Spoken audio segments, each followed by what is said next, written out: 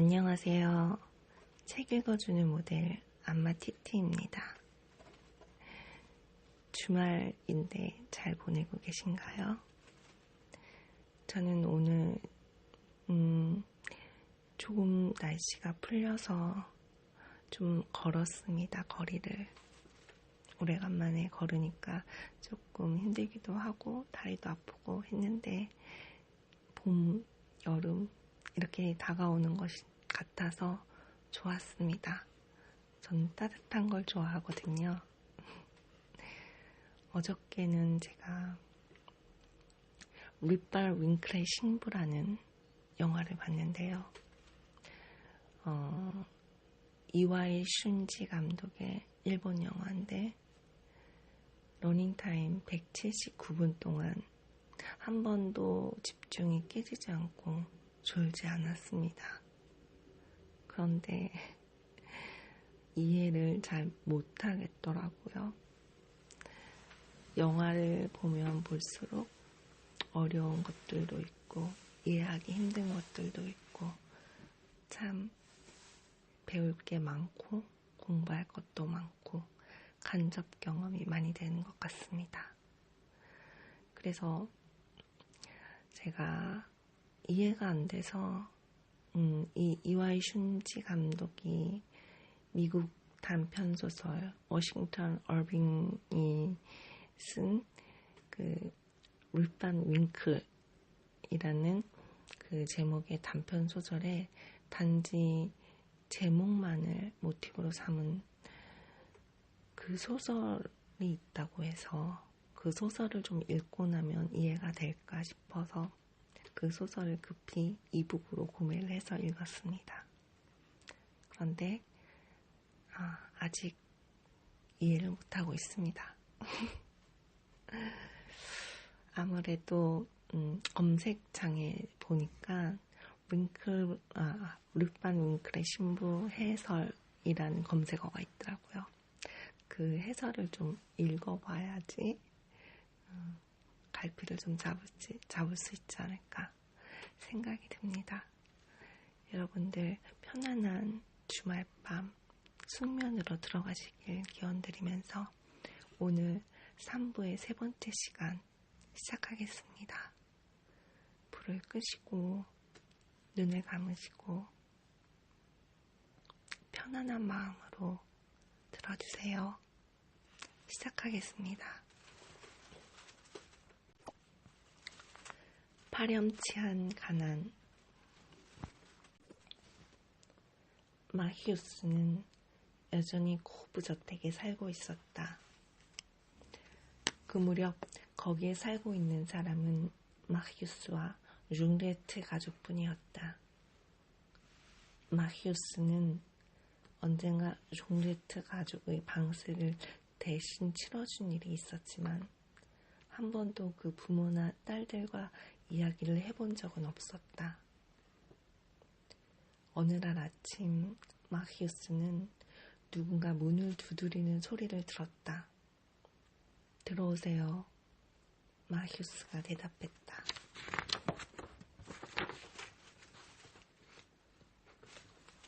저 반쯤 열린 문 앞에 젊은 처녀가 서 있었다. 얼굴은 창백하고 쩍 말라 뼈만 앙상했고 입은 것이라고는 셔츠와 치마뿐으로 무척 추운 듯 덜덜 떨고 있었다. 마른 어깨가 셔츠 밖으로 드러나 있어서 거기에 핏기 없는 얼굴에 두 손은 빨갛게 얼어있고 입은 시퍼렇고 이빨도 몇 개 빠진 등골을 오싹하게 만드는 몰골을 하고 있었다. 마히우스는 자리에서 벌떡 일어나 멍하니 소녀를 바라보았다. 처음 보는 얼굴이었다. 어떻게 오셨습니까? 마히우스가 물었다. 편지를 가지고 왔어요, 마히우스 씨. 소녀가 쉰 목소리로 대답했다. 그녀는 마히우스라고 불렀다. 그러므로 그녀가 그에게 용건이 있어서 온 것은 확실했다. 그렇다면 이 여자는 누구란 말인가? 어떻게 그의 이름을 알았단 말인가? 그가 들어오라고 말하기도 전에 그녀가 방 안으로 들어섰다. 그녀는 주저하는 기색도 없이 당돌하게 방 안을 둘러보고는 그에게 편지를 내밀었다. 마일스는 봉투를 뜯으면서 풀이 묻은 부분이 채 마르지도 않았다는 것을 알았다. 그가 편지를 읽어내려갔다. 친절한 이웃 청년께 6개월 전에 우리 가족의 방세를 대신 지불해 주셨다는 것을 익히 들어서 잘 알고 있소. 내 딸아이가 사정 얘기를 하겠지만 우리 네 식구는 이틀 전부터 빵 한 조각 못 먹고 아내마저 병들어 누워있소. 내 생각이 틀리지 않는다면 인정 많은 당신께서는 그러한 사정을 듣고 가슴 아프게 여기며 동정을 아끼지 아니하고 은혜를 베풀어 주시리라 믿소. 경의를 표하며 종레트. 추신. 내 딸아이는 당신의 지시를 기다리고 있소.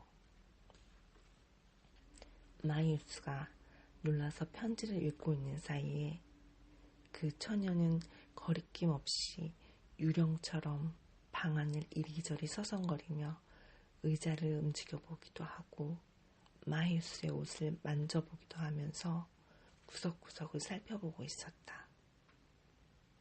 어머나, 거울도 있네. 그녀가 소리쳤다.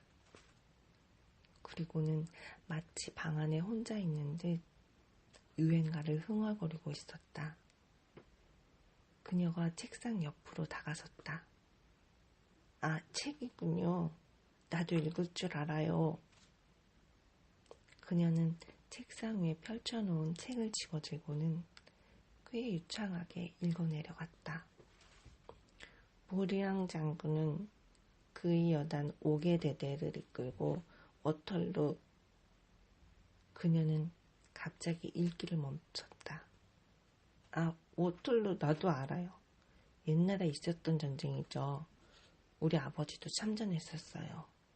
우리 아버지는 군인이었었거든요.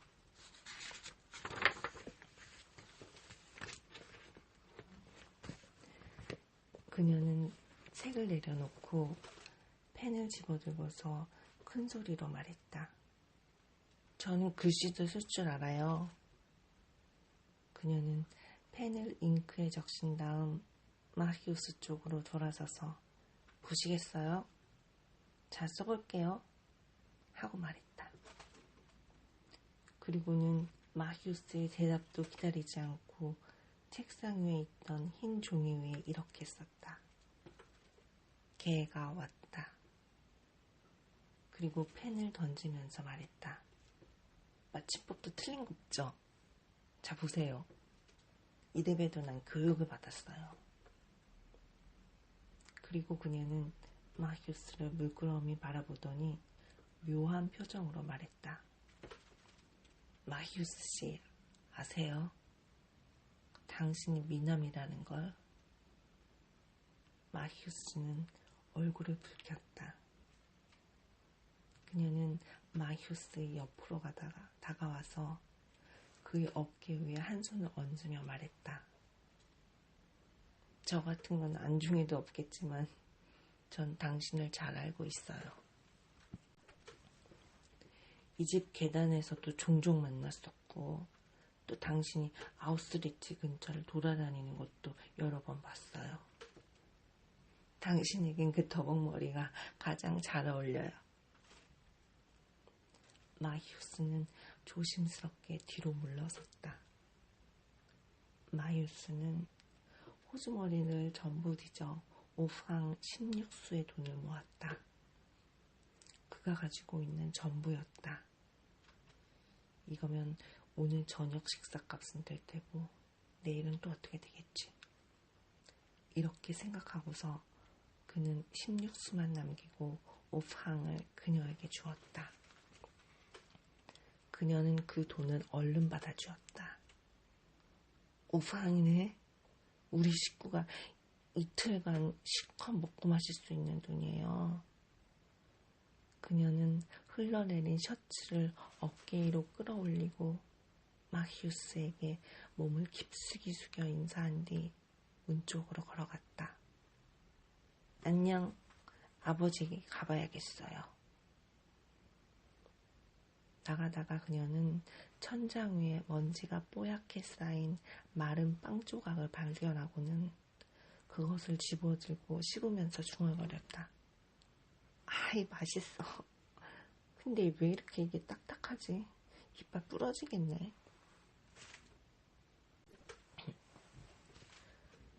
구멍으로 엿본 것. 마히우스는 최근 5년 동안 가난과 궁핍과 고뇌 속에 살아왔지만 조금 전 그 끔찍한 처녀를 보기 전까지만 해도 진짜 빈곤을 모르고 살아왔음을 깨달았다. 남자의 궁핍한 모습은 아무것도 아니었다. 여자의 궁핍한 모습을 봐야 한다. 나아가 어린아이의 궁핍한 모습을 봐야만 가난을 본 것이다.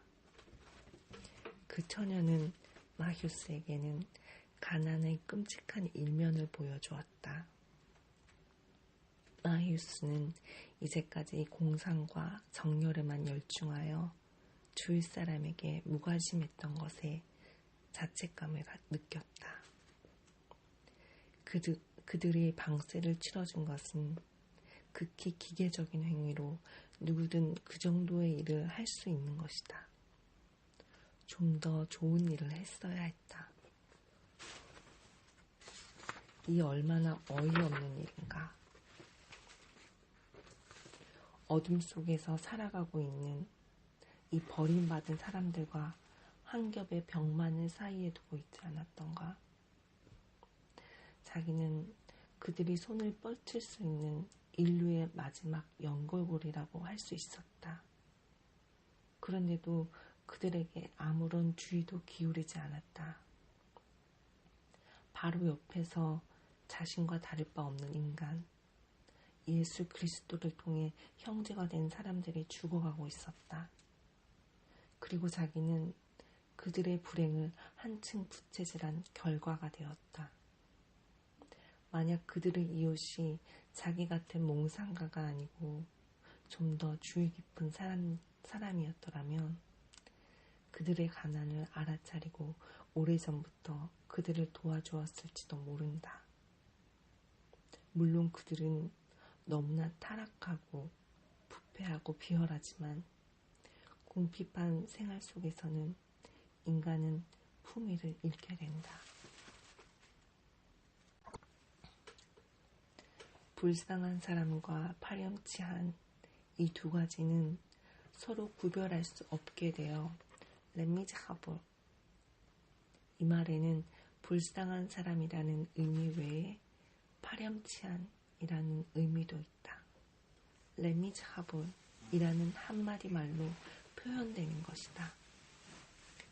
그들이 구렁텅이에 빠지면 빠질수록 더욱더 큰 자비의 손길이 베풀어져야 하지 않겠는가. 마히우스는 이렇게 자신을 질책하면서 융르에트 신의 방과 자기 방 사이에 놓인 벽을 물끄러미 쳐다보고 있었다. 마치 그 벽을 뚫고서 동정에 찬 시선으로 그 가련한 사람들을 따뜻하게 감싸주려는 듯. 벽은 널빤지를 덧바른 것으로 벽지라고는 전혀 발라져 있지 않았다.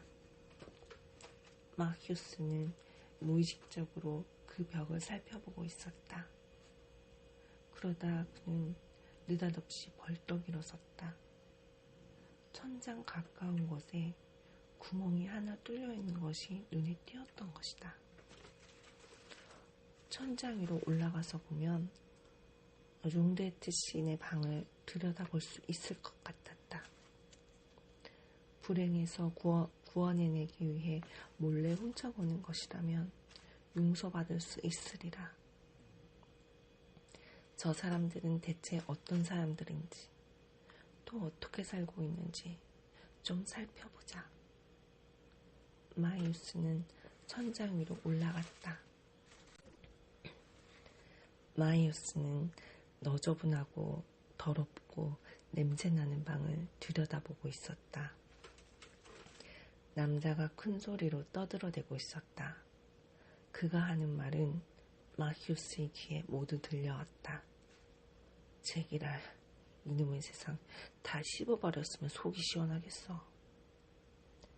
나이가 들어 보이는 뚱뚱한 여자 하나가 허름한 셔츠를 입고 맨발로 벽난로 옆에 앉아 있었다. 마이우스는 가슴이 답답해져서 그 자리에서 내려오려고 했다. 그때 갑자기 무슨 소리가 들려 그 자리에 그대로 있었다. 문이 획 열리면서 큰딸이 문에 나타났다. 그녀는 진흙투성이가 된 커다란 남자 구두를 신고 다 떨어진 낡은 망토를 걸치고 있었다. 그 망토는 1시간 전에 마키우스를 찾아왔을 때는 입지 않았던 것이다. 아마 될 수 있으면 더 가련하게 보이기 위해 문 뒤에 벗어놓았다가 나가면서 다시 입은 듯했다. 그녀는 기쁜 표정으로 소리쳤다. 와요, 그 사람 말이에요. 그 자성가 말이냐? 네. 수장자크 성당에? 그래요. 그 늙은이가? 네. 지금 제 뒤에 오고 있어요. 그게 정말이냐? 그렇다니까요. 그래, 정말 온단 말이지? 그래요, 마차를 타고 오고 있어요. 아버지는 벌떡 일어났다. 그런데 어떻게 된 거냐? 마차를 타고 온다면서 어떻게 네가 먼저 왔어? 그래, 주소를 잘 가르쳐 준 거야? 너한테 뭐라고 해주냐? 아이 참, 성질도 못해. 딸이 말했다. 내가 말하려고 하잖아요. 내가 성당에 들어가 보니까 그 할아버지는 항상 앉는 그 자리에 앉아 있었어요. 그래서 인사를 하고 편지를 줬어요. 그 할아버지는 편지를 읽어보고는 집이 어디요? 하고 물어봐서 제가 모시고 갈게요 하고 대답했죠. 그랬더니 아니 어딘가만 가르쳐주구려. 우리 딸이 뭘 좀 살 것이 있다고 하니까 마차를 타고 아가씨와 같은 시각에 도착하도록 하지. 그래서 주소를 가르쳐줬어요. 주소를 보고 잠시 망설이는 것 같더니 곧 어쨌든 가버리다 라고 말했어요. 미사가 끝나고 딸을 데리고 성당을 나와 같이 마차에 타는 것을 제가 보고 왔어요. 하지만 그것만으로 어떻게 꼭 올 거라고 장담하느냐? 조금 전 마차가 뿌띠 반키의 거리로 오는 걸 봤거든요. 그래서 막 뛰어왔어요. 남자의 얼굴에 갑자기 화색이 돌았다. 이봐, 들었지? 그가 아내에게 말했다. 자성가가 온대. 어서 불을 꺼. 아버지는 재빠르게 벽난로에 타고 있는 장자기로 물을 부었다. 그리고 딸들에게 말했다. 넌 의자에서 짚을 빼거라. 아버지는 창옆의 침대 위에 있는 작은 딸을 돌아보며 고함을 질렀다. 빨리 침대에서 내려와, 게으름뱅이야. 계속 그렇게 아무것도 안 하고 있을 테냐? 어서 유리창이나 한 장 깨. 소녀가 떨면서 침대에서 내려왔다. 유리창을 깨란 말이야. 아버지가 다시 고함을 질렀다. 소녀는 멍하니 서 있었다. 무슨 말인지 못 알아듣겠어? 유리창을 한 장 깨라고. 아버지는 되풀이했다. 그제서야 딸은 아버지가 하라는 대로 주먹으로 유리창을 깼다. 됐다. 아버지가 말했다.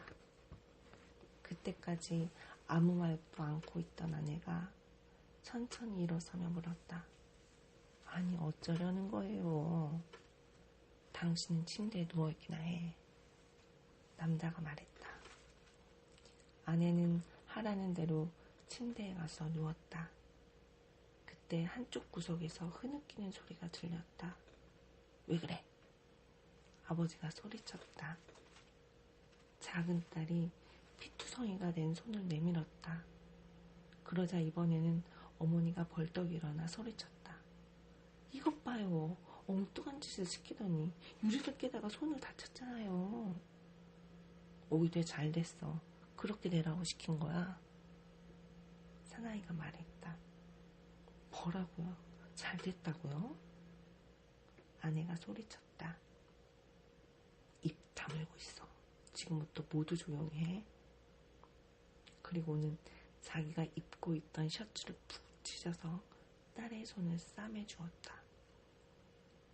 셔츠까지도 더 그럴듯해졌어. 그런 다음 벽난로 옆에 기대어 말했다. 자, 이제 자선가를 맞을 준비가 다 되었군.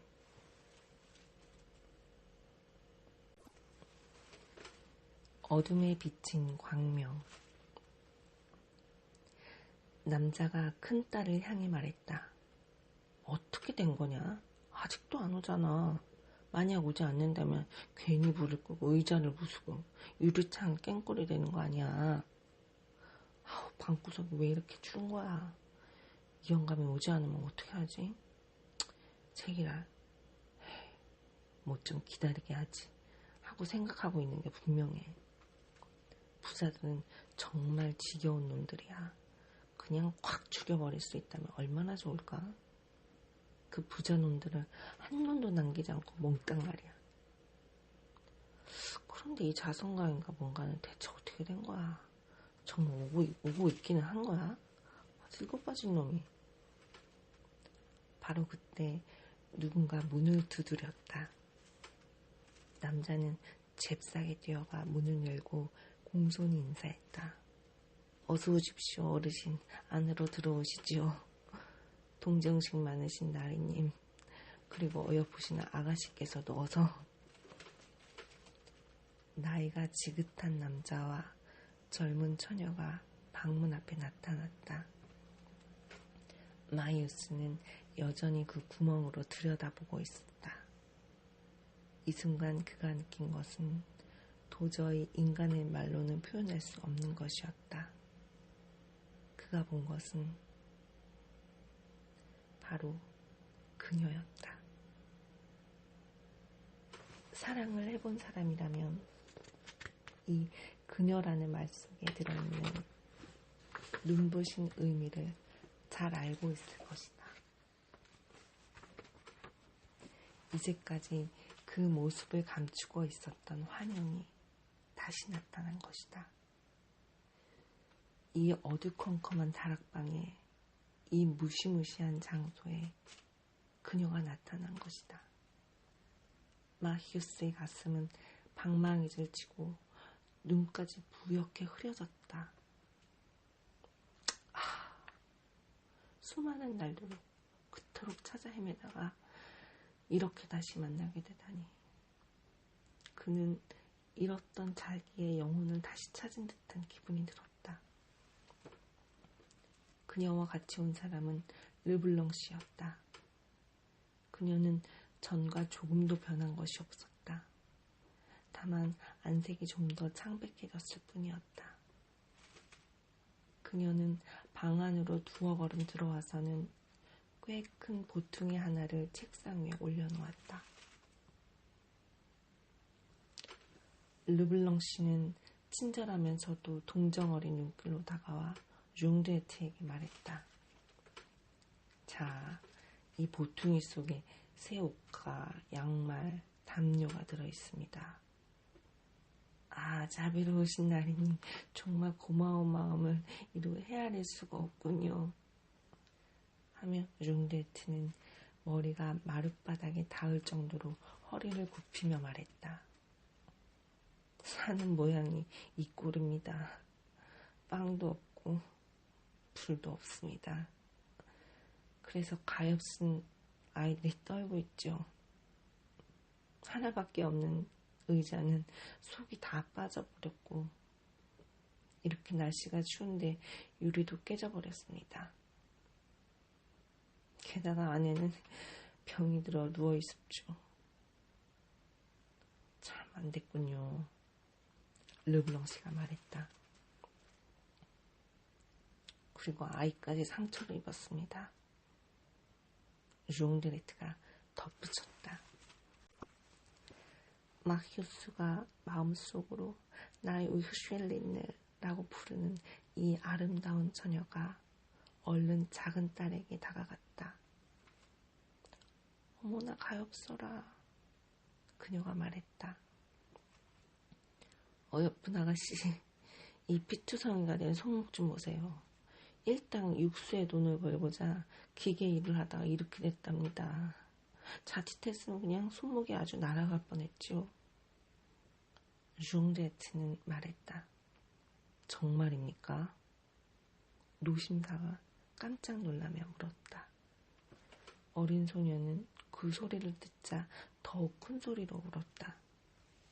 네, 사실입니다. 자비로우신 나리님.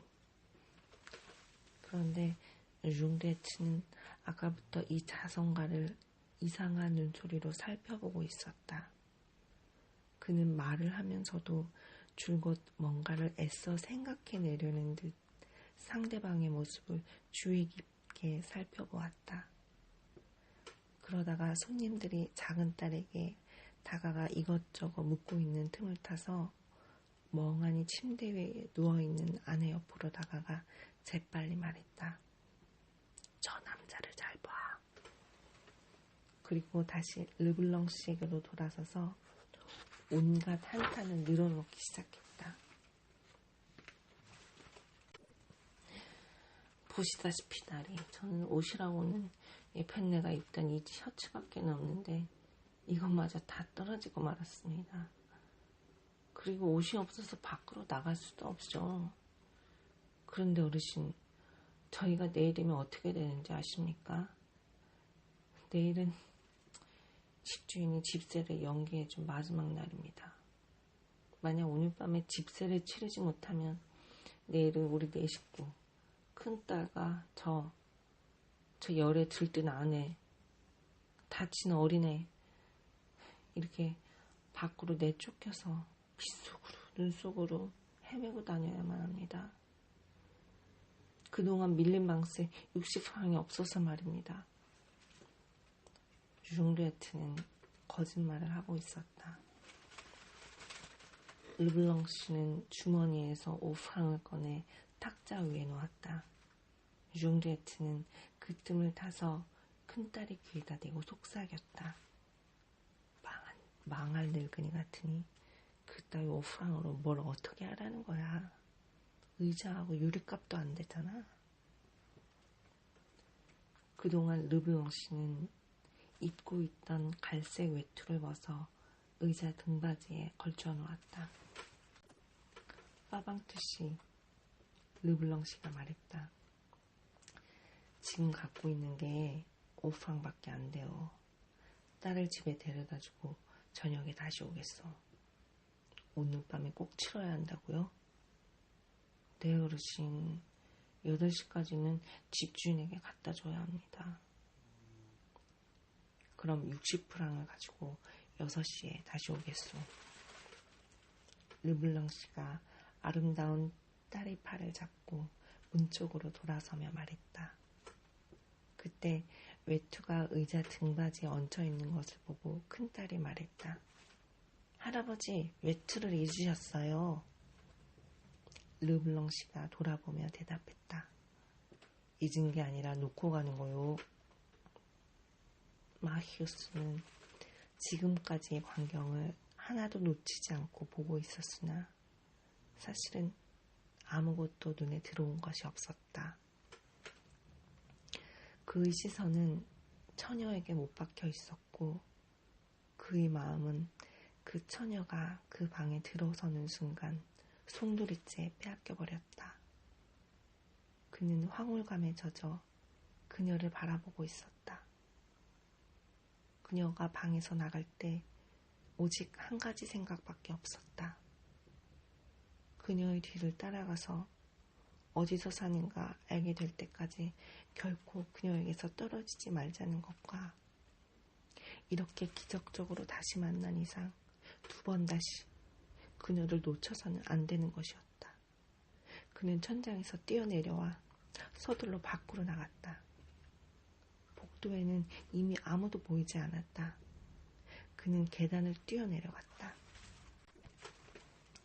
길 모퉁이에 이르자 마차가 빠른 속도로 무프탁 거리를 내려가는 것이 보였다. 마침내 구경마차 한 대가 큰 길을 달려오는 것이 보였다. 마히우스는 손을 들어 마차를 세웠다. 마부는 눈을 껌뻑거리면서 손짓을 했다. 무슨 뜻인가요? 마히우스가 물었다. 선물을 주셔야 합니다. 얼마요? 40수입니다. 마히우스는 자기가 16수밖에 가지고 있지 않다는 것이 생각났다. 돌아와서 치르겠소. 마부는 대답 대신 말에 채찍질을 하며 가버렸다. 마히우스는 마차가 멀어지는 것을 멍하니 바라보고 있을 수밖에 없었다. 24수 때문에 기쁨과 행복을 잃고 또다시 어둠 속으로 떨어져야만 하는가? 그는 오늘 아침 그 가엾은 처녀에게 5프랑을 준 것을 후회스러웠다. 그 5프랑만 가지고 있었다면 구원을 받고 다시 살아날 수 있었을 것이다. 그는 절망에 빠져 집으로 되돌아왔다.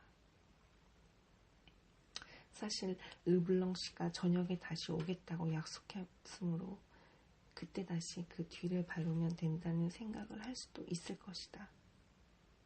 하지만 그는 너무 넋을 잃고 바라보고 있었기 때문에 거의 아무 소리도 듣지 못했던 것이다.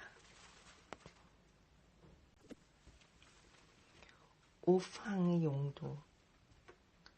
마히우스는 의자에 털썩 주저앉아 침대에 얼굴을 묻고 걷잡을 수 없는 생각에 잠겨 오랫동안 멍하니 엎드려 있었다. 그러다 갑자기 종데트의 커다란 목소리가 귀에 들려왔다. 그의 말소리가 그의 관심을 끌었다. 아니, 틀림없어. 어디선가 꼭 본 영감이야. 마히우스는 다시 종데트의 방안을 들여다보았다. 그의 아내는 남편의 짓거리는 말을 듣고는 얼이 빠져버린 것 같았다. 정말이에요? 확실해요? 그렇다니까. 벌써 8년이 됐지만 그자가 분명해. 남편은 이리저리 방안을 서성이고 있었다. 잠시 후 그의 아내 옆으로 다가와 말했다. 또 한 가지 말해줄까? 뭔데요? 이제 한미천 잡을 수 있게 됐어. 그게 무슨 뜻이에요? 들어봐. 쉿. 목소리가 너무 커요. 누가 들으면 어쩌려고 그래요? 듣긴 누가 들어. 옆방 녀석? 아까 그 녀석 나가는 거 봤어. 또 설령 있다 하더라도 그 바보 같은 녀석이 설마 듣겠어? 마히우스가 지금 들여다보고 있는 것은 어김없는 독사의 굴이었다. 이런 악독한 놈들은 짓밟아버리지 않으면 안 돼. 하고 그는 생각했다. 그러나 어떻게 해야 할 것인가? 위협당하고 있는 그 2사람에게 알려줘야 하지만 그들이 어디에 사는지 모르지 않는가? 마히우스는 생막소 쪽으로 걸어가다가 눈에 띈 어느 가게에 들어가 경찰서가 어디냐고 물었다. 마히우스는 신에게 감사했다. 만약 아침에 마지막 남은 오팡을 ჟ옹르에트의 딸에게 주지 않았다면 자기는 르블랑 씨를 따라갔을 것이고, 그러면 이런 사실을 전혀 몰랐을 것이고 ჟ옹르에트 일가의 계획을 막을 수 없었을 것이다. 생투아즈 거리 14번지에 당도하여 그는 2층으로 올라가 경찰서장에게 면회를 신청하자 사환이 말했다. 서장님은 안 계십니다. 대신에 경위님이 계시는데 만나보시겠습니까? 급한 일이신가요? 그렇소. 마히우스가 대답했다. 사환은 그를 서장실로 안내했다.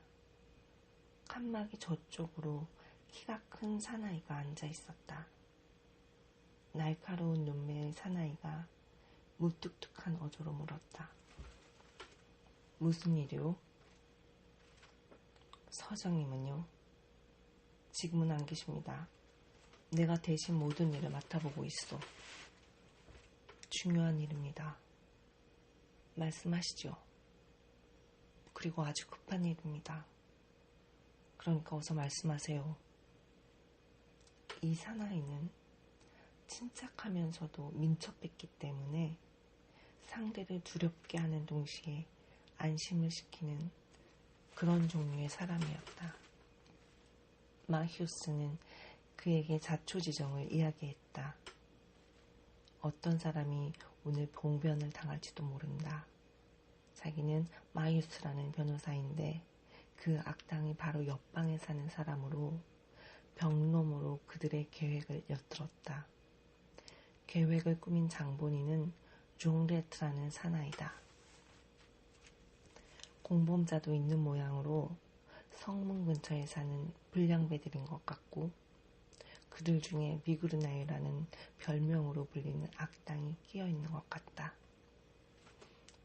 ժ옹르에트의 딸들이 망을 볼 것이고 바로 오늘 저녁 6시에 루피딸 거리에서도 가장 인적이 드문 50에서 52번지의 집에서 일이 치러지기로 되어 있다.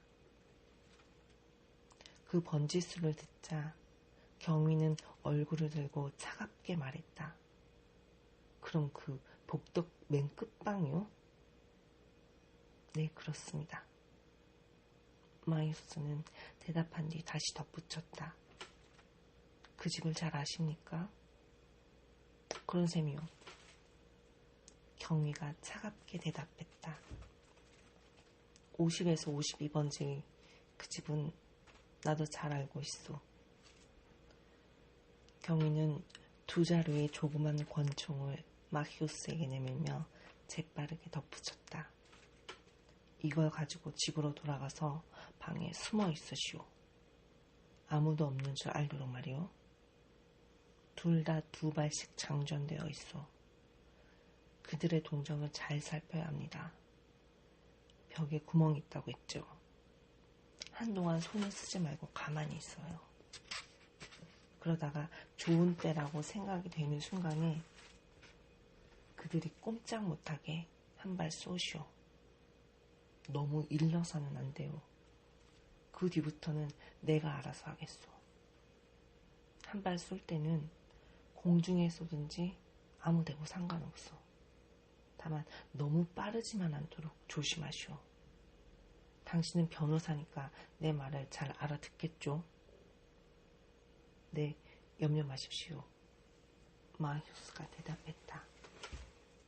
마히우스가 문을 열고 나가려고 하자 경위가 소리쳤다. 그리고 만일 무슨 일이 생기면 이리로 직접 오든지 아니면 사람을 보내시오. 경위 쥐아베크를 찾으면 됩니다.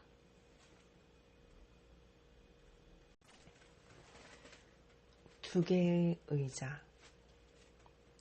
6시를 알리는 생메다흐 성당의 종소리가 들려왔다. ժ옹르에트는 방 안을 서성거리다가 이따금 멈춰서서 복도 쪽에 귀를 기울이곤 했다. 놈이 꼭 와야 할 텐데. 그가 중얼거렸다. 그리고 다시 의자로 돌아가 앉았다. 의자에 앉은 지 얼마 되지 않아 문이 열렸다. 어서 오십시오, 자비로우신 어르신. 룽드에트가 얼른 의자에서 일어서며 말했다. 르블랑 씨가 모습을 드러냈다. 그는 침착하고 밝은 표정을 짓고 있었는데 그 때문에 성스럽게까지 보였다. 그가 탁자 위에 그만 낸잎을 꺼내놓으며 말했다. 파방투 씨, 우선 이것으로 방세와 생활비를 보태도록 하시오. 그리고 앞으로의 일은 또 의논을 하기로 합시다. 융드에트는 재빨리 아내에게 가서 속삭였다. 마차를 돌려보내. 아내는 남편이 인사말을 늘어놓는 동안 살짝 방에서 빠져나갔다가 다시 돌아와 남편의 귀에 대고 속삭였다. 보냈어요. 아침부터 쉬지 않고 내린 눈이 얼마나 많이 쌓여 있었던지 조금 전에 마차가 도착하는 소리도 그리고 지금 돌아가는 소리도 전혀 들리지 않았다. 그동안 르블랑 씨는 의자에 앉아 있었다. 마히우스는 혐오감으로 온몸이 떨렸지만 겁은 나지 않았다. 그는 권총을 힘껏 움켜쥐고 저 비열한 악당을 꼭 잡고야 말 테다 하고 생각했다. 그 근처 어딘가에 경찰들이 잠복하고 신호를 기다리고 있을 것이다. 의자에 앉자마자 르블랑 씨는 침대 쪽을 돌아보았다. 거기에는 아무도 누워있지 않았다. 손을 다친 따님은 좀 어떻습니까? 르블랑 씨가 근심스럽게 물었다. 아주 나빠졌습니다. 그래서 지 언니가 루브르 병원으로 데리고 갔습니다. 부인께서는 많이 좋아지신 것 같군요. 하고 르블랑 씨가 융드에트 부인의 기묘한 옷차림을 힐끗 쳐다보면서 말했다.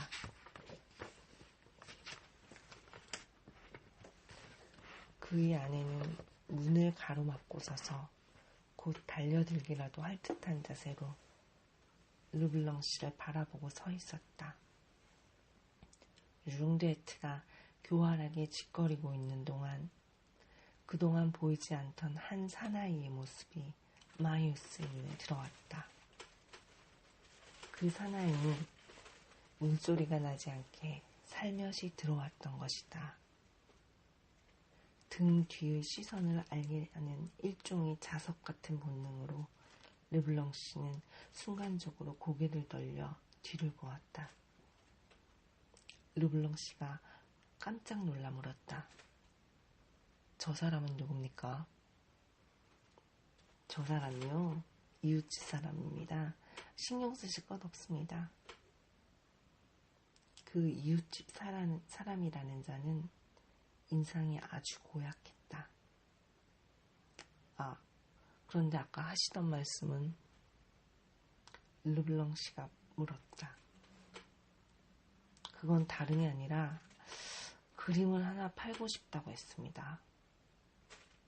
조용히 문 열리는 소리가 났다. 두 번째 사나이가 들어와 침대 위에 걸터 앉았다. 이 사나이도 글자 그대로 미끄러지듯이 방으로 들어왔다. 르블랑 씨는 곧 눈치를 챘다. 조금 더 개의치 마십시오. 모두 이 집에 같이 사는 사람들입니다. 대단히 귀중한 그림입니다. 잠깐 보시겠습니까? 융드에트가 말했다. 우연이었는지 아니면 뭔가 불안을 느껴서인지 르블랑 씨의 눈이 방 구석 쪽으로 향했다. 거기에는 벌써 4명의 사내가 있었다. 그들은 모두 시커먼 얼굴을 하고 꼼짝도 않고 서 있었다. 융드에트는 르블랑 씨의 눈이 그 남자들에게 가 있는 것을 보았다. 모두 제 친구들이죠. 바로 옆에 살고 있습니다. 석탄 일을 하기 때문에 얼굴들이 저 모양이죠. 모두들 난로를 떼는 인부들입니다. 그림이나 좀 사주십시오. 비싸게 부르지 않겠습니다. 얼마면 사시겠습니까? 르블랑 씨가 조심스럽게 입을 열었다. 무슨 술집 간판 같군요. 한 3프랑쯤 나갈 것 같습니다만. 룽드레트가 나지게 말했다. 지갑은 가지고 오셨습니까? 르블랑 씨는 벌떡 일어나 벽에 등을 기대고 재빨리 방 안을 둘러보았다. 만약 나리가 이 그림을 사주시지 않는다면 이제 강물에라도 뛰어드는 수밖에 없습니다. 그리고는 갑자기 무시무시한 눈빛을 내뿜으며 르블랑 씨를 향해 한 걸음 내디디며 고함을 질렀다. 그래, 내가 아직도 누군지 못 알아보겠냐? 그때 방문이 갑자기 열리면서 푸른 작업복에 검은 종이 복면을 한 사나이 3명이 모습을 드러냈다. 사나이들은 각자 긴 쇠몽둥이와 도살용 도끼 그리고 커다란 열쇠를 쥐고 있었다. 룽드레트는 그들 3 사나이가 오기를 기다리고 있었던 모양이었다. 몽둥이를 든 사나이와 룽드레트 사이에 몇 마디 말이 빠르게 오갔다. 준비는 다 됐냐? 룽드레트가 물었다. 그럼 사나이가 대답했다. 됐어. 룽드레트가 말했다. 룽드레트는 몽둥이를 든 사나이와 이야기를 마치고 나서 르블랑 씨를 향해 돌아서서는 킬킬대고 웃으면서 조금 전에 했던 질문을 되풀이했다. 그래, 아직도 내가 누군지 모르신다. 르블랑 씨는 그의 얼굴을 똑바로 쳐다보며 대답했다. 모르겠소. 그러자 룽드레트는 르블랑 씨에게 얼굴을 바싹 갖다 대며 소리쳤다. 내 이름은 파방투도 아니고 룽드레트도 아닌 떼나흐디에야. 몽페르메일 여관 주인 떼나흐디에. 이제 알겠나? 르블랑 씨의 얼굴에 가벼운 경련이 지나갔다. 그리고는 침착하게 대답했다. 전혀 모르겠소. 마이어스는 르블랑 씨의 대답을 듣지 못했다. 룽드레트가 내 이름은 떼나흐디에라고 말하는 순간 마히우스는 마치 얼음장 같은 칼날에 심장을 찔린 듯 온몸을 떨며 벽에 기댔던 것이다. 그리고 신호탄을 쏘려던 오른팔이 서서히 내려졌다. 그리고 룽드레트가 다시 떼나흐디에라고 되풀이했을 때 하마터면 손에서 권총을 떨어뜨릴 뻔했다. 룽드레트는 자기의 정체를 밝힘으로써 르블랑 씨를 동요시키지는 못했으나 마히우스의 정신은 뒤흔들어 놓았다. 그 이름이 그에게 어떤 의미였던가. 마히우스는 가슴속 깊이 떼나흐디에라는 분이 나를 구해주었다. 만약 떼나흐디에를 만나거든 최대한의 호의를 베풀기를 바란다. 라는 신성한 명령을 늘 간직해왔었다. 그 이름은 아버지의 이름과 똑같이 숭배의 대상이었다. 그런데 이 무슨 운명의 장난이란 말인가. 저 남자가 떼나흐디에라니. 저자가 그토록 찾아 헤매던 몽페르메의 여관 주인이라니. 드디어 찾아냈건만. 아버지의 목숨을 구해준 사람이 저런 악한이라니. 뽕맥시 대령을 구해준 사람이 지금 폭력행위를 저지르려고 하고 있다. 마히우스로서는 그 폭력이 어떤 것이 될지는 아직 알 수 없었으나 어쩐지 끔찍한 결과가 벌어지리라는 것은 쉽게 예상할 수 있었다. 마히우스는 4년 동안 줄곧 아버지의 빚을 갚을 수 있기를 갈망해왔다. 그런데 이 악한을 경찰이 체포하게 하려는 순간 운명은 그를 향해 저 남자가 테나흐디에다 라고 외쳤던 것이다. 마히우스는 부들부들 몸을 떨었다. 이제 만사는 그에게 달려 있었다. 그의 눈앞에서 움직이고 있는 사람들의 운명은 자신도 모르는 사이에 그의 손안에 들어와 있었다.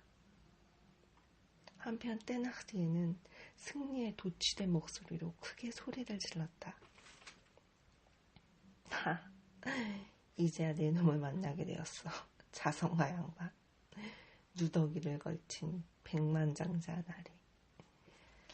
8년 전 크리스마스 전날 밤에 몽페르메이의 우리 여관에 찾아온 게 내 놈이 아니란 말이지. 우리한테서 빵티니의 종달새를 깨어간 것이 내 놈이 아니란 말이지. 그렇지? 예전에는 나를 더 잘 속였었지. 내가 이렇게 된 것도 따지고 보면 바로 네 놈 때문이야. 내가 데리고 있던 아이를 단돈 1,500프랑에 뺏어갔잖아. 그 아이는 부잣집 딸이 틀림없었어. 그때까지만 해도 아주 많은 돈을 보내주고 있었지. 근데 그 계집애에게서 평생 먹고 살만한 돈을 짜낼 수도 있었어. 테나흐디에는 하던 말을 그쳤다. 숨이 가팠던 것이다. 르블랑 씨는 그의 말을 조금도 가로막지 않고 있다가 그가 말을 그치자 이렇게 말했다.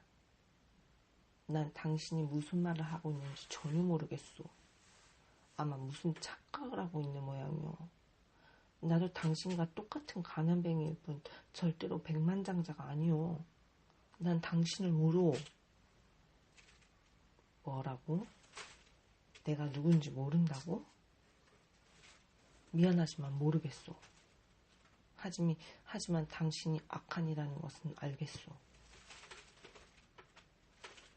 악한이라고? 그렇지. 돈깨나 있는 놈들은 우릴 그렇게 부르지. 그래, 맞는 말이야. 하지만 난 너처럼 수상한 놈은 아니야. 난 이름에도 프랑스 군인이었어. 워털로에도 갔었어. 알겠어? 이 늙은이야.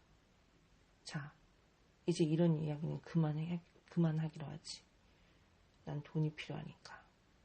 그것도 많이 필요해. 막대한 돈이 필요하단 말이야. 만약 말을 듣지 않는다면 내 놈을 죽여버리겠어.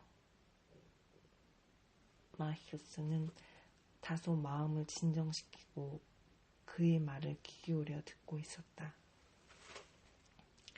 이제는 더 이상 의심할 여지조차 없게 되었다. 그 사나이는 틀림없이 유언장 속의 그 테나흐디에였다.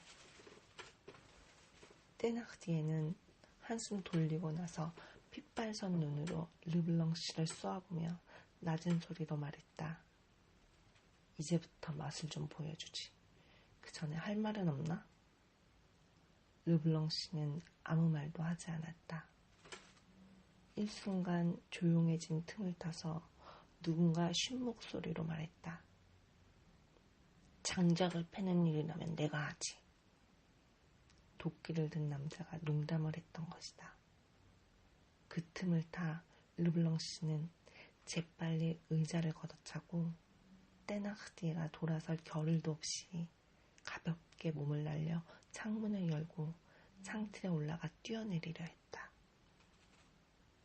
그의 몸이 반쯤 밖으로 나갔다. 그 순간 우악스러운 손이 그를 낚아채 방 안으로 끌어들였다. 3명의 난로 인부들이었다. 마히우스는 그 광경을 보고 더 이상 참을 수가 없었다. 그는 아버님, 용서해 주십시오. 하고 속으로 중얼거리면서 손가락으로 권총의 방아쇠를 더듬었다. 그리고 막 쏘려는 순간 떼나흐디의 고함 소리가 들렸다. 해치지 마. 우선 저놈의 몸을 뒤져봐. 떼나흐디에가 말했다. 르블랑 씨는 저항하기를 포기한 것 같았다. 악한들이 달려들어 그의 몸을 뒤졌다. 그러나 6프랑이 든 지갑과 손수건 이외에는 아무것도 없었다. 떼나흐디에는 문 옆으로 가서 밧줄 뭉치를 들어 그들에게 던졌다. 그놈을 침대 다리에 묶어. 묶는 것이 끝나자 떼나흐디에는 의자 하나를 르블랑 씨의 코앞에 갖다 놓고 그 앞에 걸터 앉았다. 이것 봐. 네 놈이 지금까지 소리 한 번을 지르지 않았어.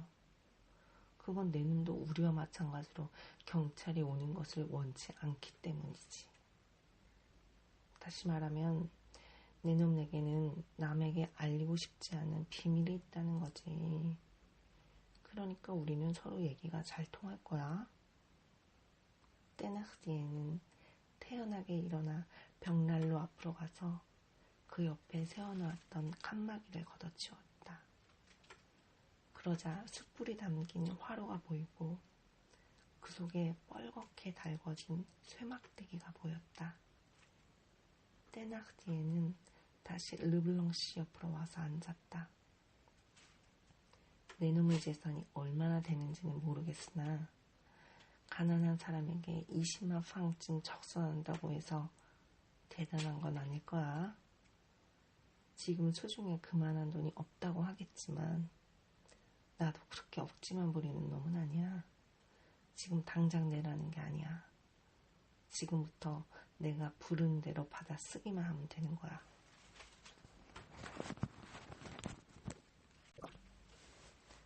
떼나흐디에는 서랍 속에서 잉크병과 펜과 종이를 꺼냈다. 써. 그가 명령했다. 드디어 포로가 입을 열었다. 어떻게 쓰란 말이오. 난 묶여있잖소. 참 그렇군. 그리고는 비그르나이를 향해 말했다. 오른팔만 풀어줘. 르블랑 씨가 펜을 들었다. 떼나흐디에가 부르기 시작했다. 나에 따라. 포로는 부르르 떨며 떼나흐디에를 올려다보았다. 곧 오너라. 내가 꼭 와야만 하겠다. 이 편지를 전하는 사람이 너를 나에게 데려다 줄 것이다. 기다리고 있겠다. 안심하고 오너라. 르블랑 씨는 그대로 받았었다. 떼나흐디에가 다시 말했다. 아니, 그 안심하고 오너라는 지워. 의심을 품을지도 모르니까. 르블랑 씨는 그 부분을 지웠다. 자, 그럼 서명을 해. 이름이 뭔가? 위흐뱅 파브흐. 포로가 대답했다. 그렇군, 좋아. UF라고 서명해. 포로가 서명했다. 수신인의 이름을 써. 파브흐 양이라고. 그리고 주소를 적어. 내 놈이 여기서 그다지 멀지 않은 생쥐아크 부근에 살고 있다는 건 이미 알고 있어. 날마다 그 성당으로 미사를 보러 오니까 어느 거리인지는 자세히 모르니 자, 이름을 속이지 않은 것처럼 주소도 속이지 말고 직접 써. 포로는 잠시 머뭇거리다가 펜을 들고 쓰기 시작했다. 생도미니크 거리 17번지 위흐뱅 파브르시댁 파브흐양. 떼나흐디에는 흥분해서 떨리는 손으로 그 편지를 움켜쥐었다. 이봐 마누라. 자, 편지.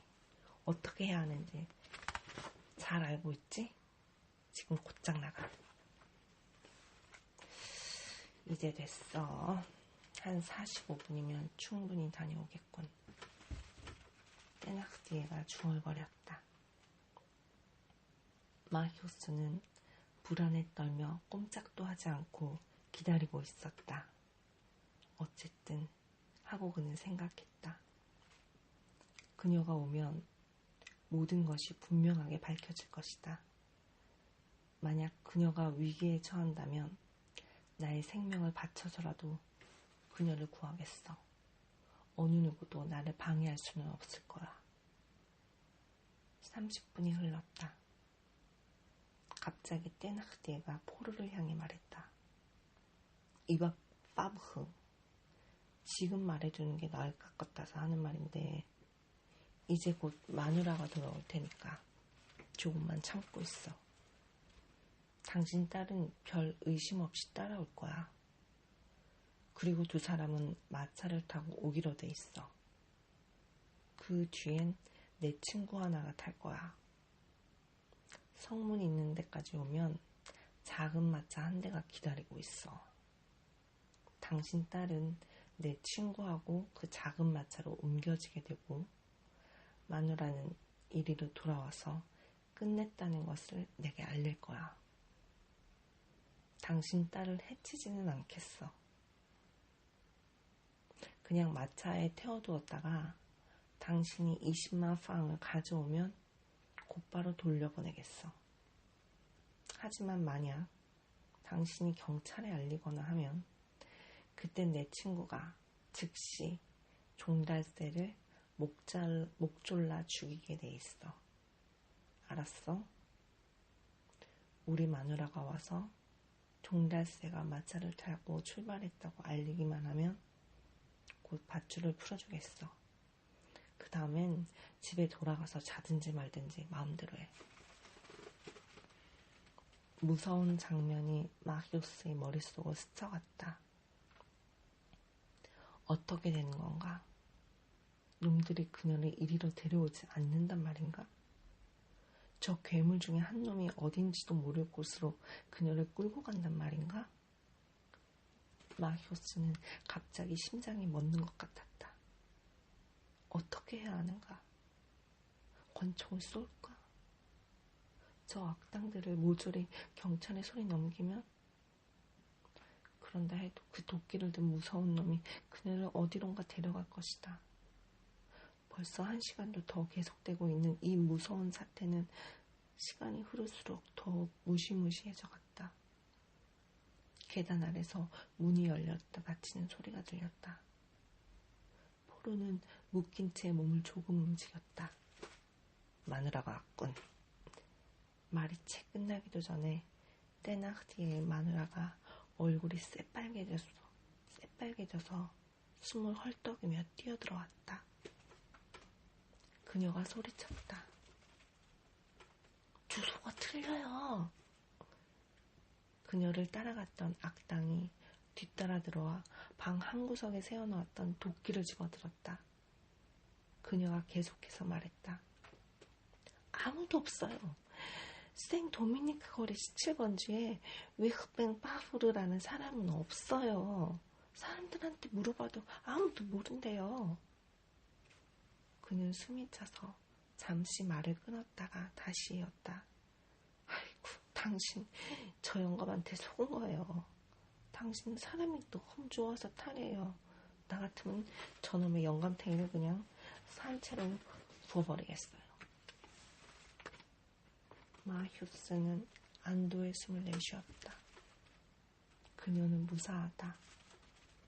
잔뜩 화가 난 마누라가 고래고래 소리를 지르는 동안 테나흐티에는 탁자 위에 걸터 앉았다.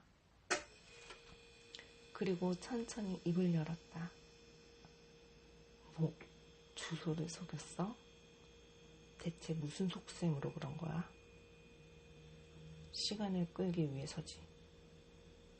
포로가 외쳤다. 그와 동시에 그는 몸을 감고 있던 밧줄을 털어버렸다. 밧줄은 이미 끊겨 있었다. 한쪽 다리만이 침대에 묶여 있었다. 7살 아이가 정신을 차려서 덤벼들기도 전에 그는 벽난로 앞으로 몸을 구부려 화로로 손을 뻗쳐 시뻘겋게 달아오른 쇠를 집어들었다. 훗날 이 사건에 대한 재판소의 조사에 의하면 경찰이 현장 검증을 할 때 이 다락방에서 특수세공을 한 1수짜리 동전이 발견되었다고 한다. 죄수들이 탈옥을 할 때 쓰는 도구였던 것이다. 동전을 갈라서 속을 정교하게 도려낸 다음 그 속에 시계의 태엽을 숨기는데 그 태엽을 잘 이용하면 죄수들의 쇠사슬 고리도 자를 수가 있었다. 경찰들이 침대 밑에서 찾아낸 것도 바로 그런 종류의 동전이었다. 그리고 커다란 동전 속에 들어갈 만한 시계 태엽도 발견했다. 아마도 포로는 악당들이 주머니를 뒤질 때 재빨리 그것을 주머니에서 꺼내 손 안에 감춰두었다가 그 뒤에 오른손이 자유로워지자 그것을 비틀고 열어 태엽을 꺼내 밧줄을 끄는 모양이었다. 악당들은 겨우 정신을 차리며 소리쳤다. 걱정 마. 아직 왼쪽 다리는 묶여있으니까 도망치지 못해. 그러자 포로가 소리쳤다. 너희들에겐 안 됐지만 내 목숨은 그리 지킬 만한 것이 못돼. 그렇지만 너희들이 억지로 내게 말을 하게 하고 쓰고 싶지 않은 것을 쓰게 한다면. 그는 왼팔의 소매를 걷어올리며 다시 말했다. 봐라. 그러면서 그는 벌겋게 달아오른 끈을 왼팔에 갖다 댔다. 칙 하는 살타는 소리와 함께 특유의 냄새가 방 안에 퍼졌다. 마히우스는 이 끔찍한 상황에 아찔해져서 비틀거렸고 악당들조차 몸을 떨었다. 그는 끈을 창문으로 던지며 말했다. 자, 이제 너희들 마음대로 해라. 저놈을 잡아라! 하고 테나흐디에가 소리쳤다. 2명의 불황당이 달려들어 그의 어깨를 움켜쥐었다. 마히우스는 어찌해야 할지 모른 채 주위를 둘러보았다.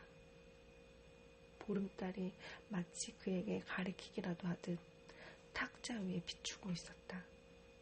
그 종이 위에는 오늘 아침 테나흐디에의 큰딸이 커다랗게 써놓은 다음과 같은 글이 적혀 있었다. 개가 왔다. 하나의 생각이 마히우스의 머리를 스치고 지나갔다. 이것이야말로 그가 찾고 있던 방법이었다. 그는 팔을 뻗어 종이를 집어 올렸다. 그리고 벽에서 회를 한 덩어리 떼어 종이에 싸서는 그것을 벽 틈으로 해서 옆방 한가운데로 던졌다. 뭐가 떨어졌어요. 아내가 소리쳤다. 아내는 급히 달려가 종이에 싼 것을 주었다. 뭐야? 어디서 왔어? 테나흐디에가 물었다. 어디서라뇨? 창으로 들어왔죠. 나도 그게 들어오는 것을 봤어. 비그루나유가 말했다. 테나흐디에는 얼른 종이를 폈다. 에뽀님 네그시야. 빌어먹을. 빨리 사다리를 가져와. 도망가야겠어. 저는 왜 모가지도 안 자르고요? 그럴 시간이 없어. 어디로 달아나려고요? 창문으로. 에보니가 창으로 돌을 던진 거 보면 이쪽은 아직 포위되지 않았어. 악당들은 포로를 움켜쥐고 있던 손을 놓았다. 그리고 창문으로 달려들었다. 테나흐디에가 막 창틀에 발을 올리려고 할 때 비그루나유가 그의 목덜미를 덥석 잡았다. 안 돼, 이 늙은 여우야. 우리가 먼저야. 우리가 먼저야. 악한들이 서로 아우성쳤다. 누군가 소리쳤다. 누군가 제일 먼저 나갈지, 누가 제일 먼저 나갈 것인지 제비를 뽑도록 하자. 미친 자식들 다들 돌았군. 좋아. 그럼 이름을 써서 모자에 넣고 제비를 뽑자고. 내 모자에 하는 게 어때? 어떤 목소리가 갑자기 문 쪽에서 들려왔다. 모두들 깜짝 놀라 문 쪽을 돌아보았다. 쥐아베흐가 그곳에 서 있었다. 쥐아베흐는 해질 무렵에 여기저기 부하들을 배치해놓고 자신도 큰 길 건너 후보저택 맞은편 가로수 뒤에 숨어 있었다. 그리고 언제든 쳐들어갈 수 있도록 만반의 준비를 갖춰놓고 약속한 신호가 울리기만 기다리고 있었다. 마차가 왔다 갔다 하는 것을 보고 그는 무척 걱정이 되었다. 그러다가 더 이상 참을 수 없어 총소리가 날 때까지 기다릴 것 없이 곧장 들어가기로 결심했던 것이다. 마침 적당한 때에 나타난 셈이었다. 쥐아베흐는 모자를 도로 쓰고서 팔짱을 끼고 방 안으로 들어왔다. 거기들 서 하고 그가 소리쳤다. 창문으로 나갈 것 없다. 문으로 내보내주겠다. 그쪽이 덜 위험할 테니. 너희는 7이고 우리는 15이야. 순순히 따르는 것이 좋을 거다. 수갑을 채워라. 경찰들이 일제히 방 안으로 몰려들어와 눈 깜짝할 사이에 쥐아베흐의 명령을 이행했다. 테나흐티의 아내는 마룻바닥에 주저앉아 울부짖었다. 우리 딸들은 어떡하나? 딸들도 벌써 잡혀가 있지. 쥐아베흐가 대답했다. 그때 불황당들에게 잡혀있던 포로가 그의 눈에 띄었다. 포로는 경찰이 들어온 이후 한마디도 하지 않고 줄곧 고개를 숙이고 있었다. 저 사람을 풀어줘. 그리고 아무도 밖에 나가지 못하게 해. 그리고는 촛불과 필기도구가 놓여있는 탁자 앞으로가 위험있게 앉았다. 그는 호주머니에서 서류를 꺼내 조서를 꾸미기 시작했다. 이자들에게 묶여있던 저 사람을 이리 데려와. 쥐아베흐가 고개를 들며 말했다. 경찰들은 주위를 둘러보았다. 아니, 어떻게 된 거야? 쥐아베흐가 소리쳤다.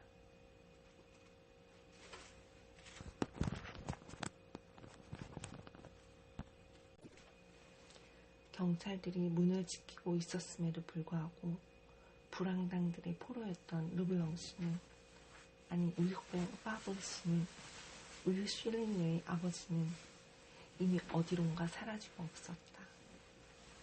밧줄이 풀리자 어수선한 틈을 타서 창문으로 뛰어내린 것이다. 창문 아래로 밧줄이 흔들리고 있었다. 빌어먹을. 쥐아베흐가 중얼거렸다. 제일 중요한 놈을 놓쳤군. 여러분, 오늘 여기까지 하겠습니다. 3부가 이렇게 막을 내리고요. 다음 시간엔 4부로 만납시다. 오늘도 깊은 수면으로 들어가시길 바라고, 책 읽어주는 모델 안마티티였습니다.